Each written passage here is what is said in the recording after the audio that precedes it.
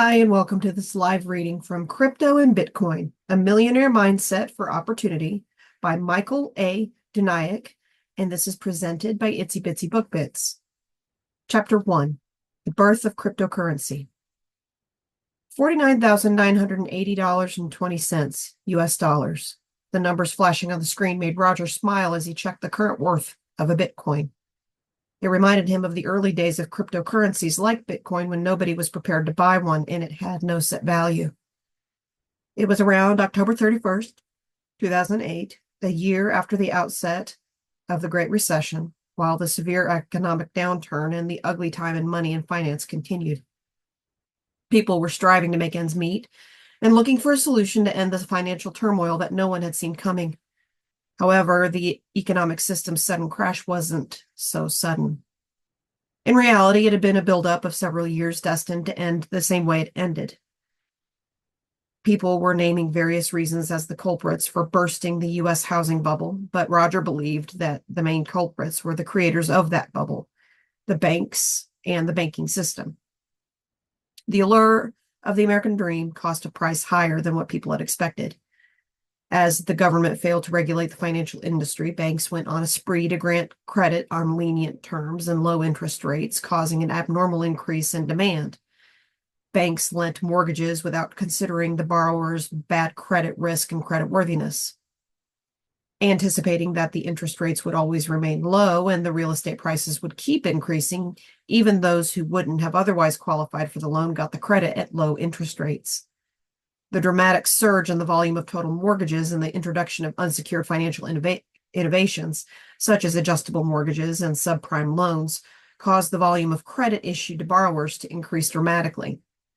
As the government increased the interest rates to curb the surging inflation, the interest rates on the existing adjustable mortgages and exotic loans increased significantly. It grew to a level that exceeded the borrowers' expectations and ability to repay, causing many borrowers to default. Due to their inability to pay off their mortgages, people began selling their properties, causing an abnormal surge in supply with negligible demand. The collapse in the U.S. housing market led to a collapse in the value of mortgage-backed securities floating in the market.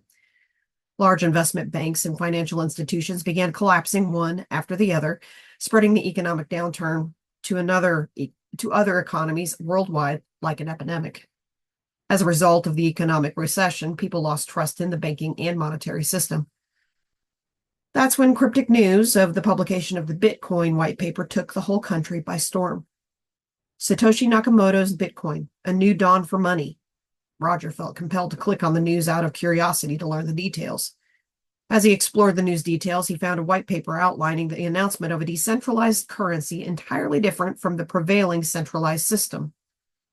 A person named Satoshi Nakamoto sent a paper called Bitcoin, a peer-to-peer electronic cash system, to a cryptography mailing list announcing the public advent of Bitcoin to the world. He presented a purely peer-to-peer version of electronic cash that would allow online payments to be sent directly from one party to another without going through a financial institution.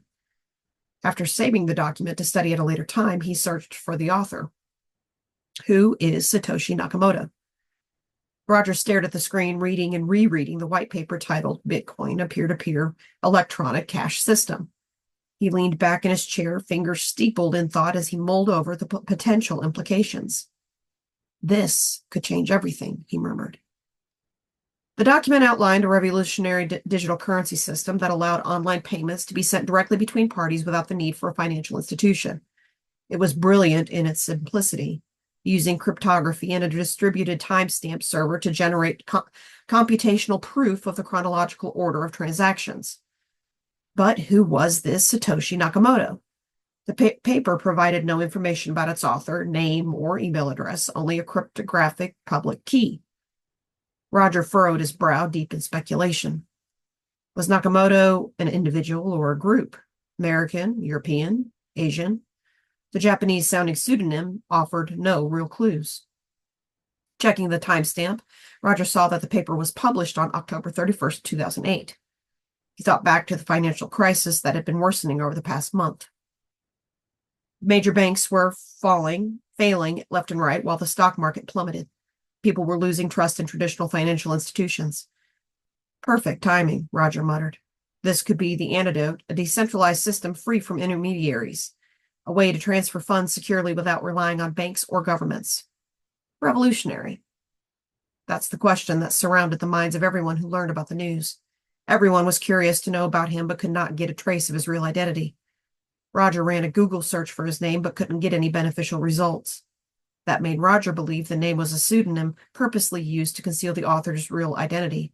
He had no idea back then that the realm of cryptocurrencies had given rise to one of the greatest mysteries of the 21st century, one that is still unanswered to this day.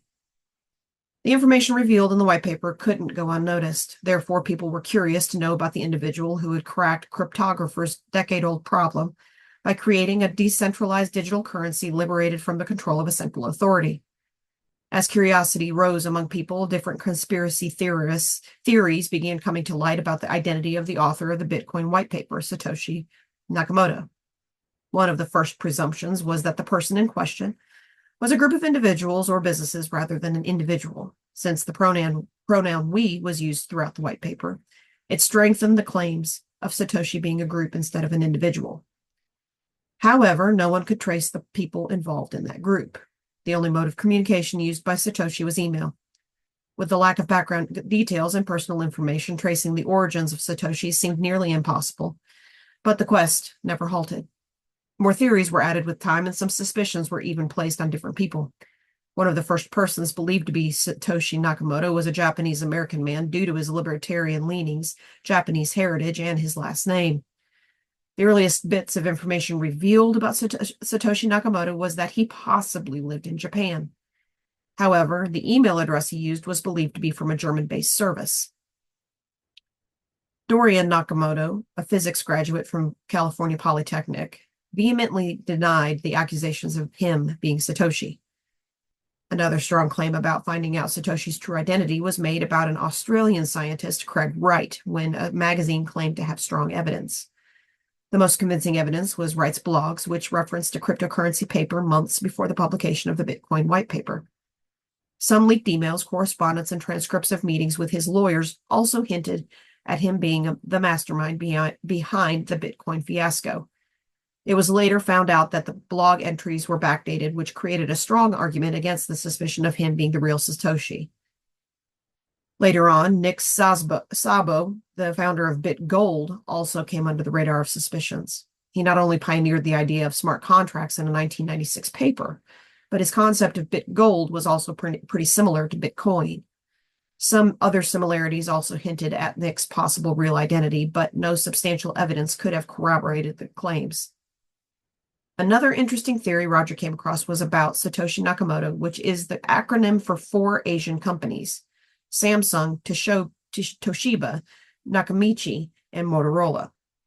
People believed that the 4 tech companies might have a hand in publishing the Bitcoin white paper, but couldn't find enough evidence to support this belief. People even thought of him as a time traveler or an alien who disappeared after publishing the white paper. The identity of Satoshi remains a mystery to date. Even over a decade since the introduction of Bitcoin, people are clueless about who Satoshi is and the real motive behind his hidden identity. After rummaging about the mysterious author of the Bitcoin white paper, Roger got his hands back on the contents of the paper. Sitting on his chair in front of the computer, he leaned forward, reading with renewed excitement. Paragraph by paragraph, the technical details began to make sense. This was more than just theory. The paper described a working system. Whoever Nakamoto had already created a software to implement the Bitcoin protocol. As he scanned through the paper, he realized that it outlined a solution to the double spending problem by introducing the world's first decentralized digital currency. The paper started by highlighting the limitations of electronic payment systems and the cons of reliance on third-party intermediaries. While the system works well enough for most transactions, it still suffers from the inherent weaknesses of the trust-based model.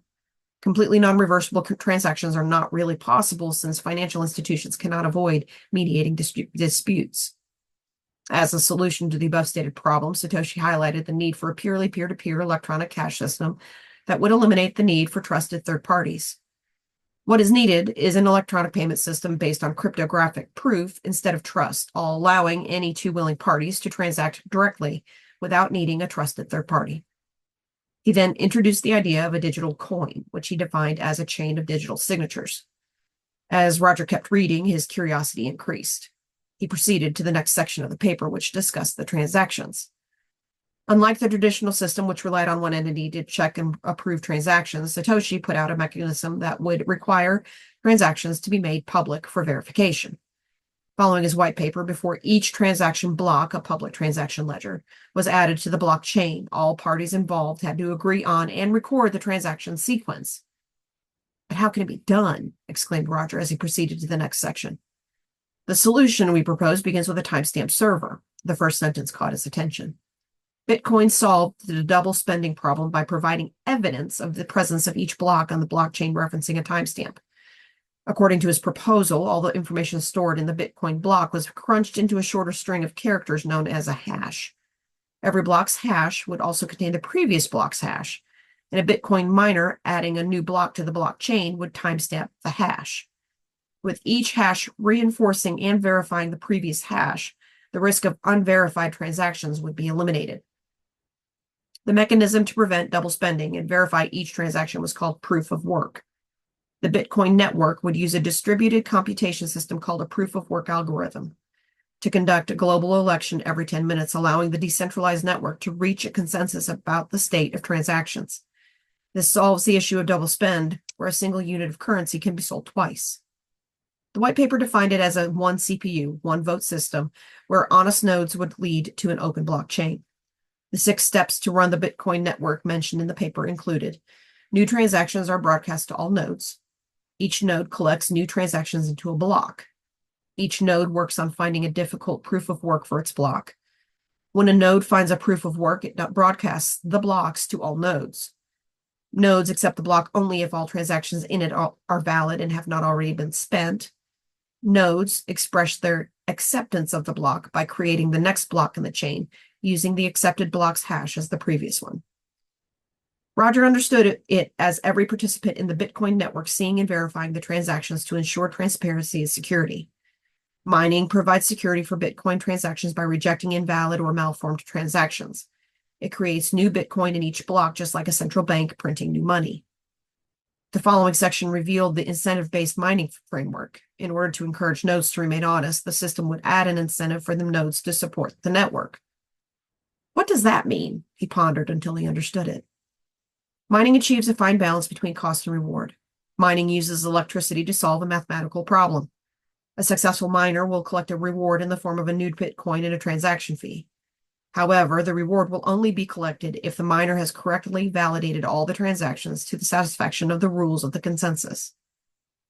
The older Bitcoin transactions were proposed to be hashed into a summary of multiple transactions, Merkle trees, to reclaim the disk space and simplify the payment verification process for the nodes. Instead of making separate transactions for every transfer, each transaction would have either a single input from a larger previous transaction or multiple smaller inputs and 2 outputs. One output is for the payment, and the other is for returning the change.